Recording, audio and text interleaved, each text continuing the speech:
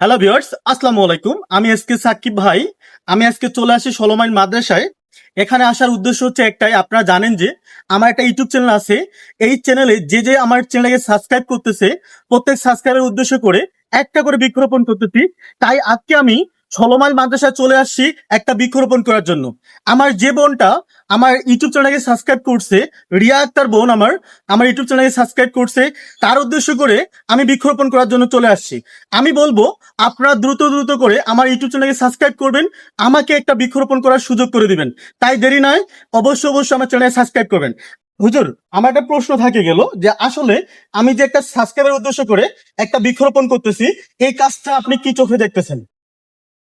এই কাজটি খুব মহৎ কাজ, খুব ভালো কাজ। এবং বৃক্ষরোপণ করা একটা ইবাদত। এটা একটা ইবাদত।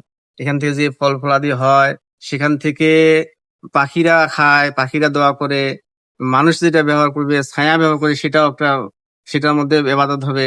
অর্থাৎ এটা একটা মহৎ কাজ। এটা একটা মহৎ কাজ হচ্ছে। এটা আমরা সামনে এগিয়ে যান। কে কি বললো, কে কি করলো, সেটা দিকে তাকাবেন না, সামনে এগিয়ে যান। ইনশাল্লাহ আমরা খুব মহৎ কাজ করতেছেন এটাতে।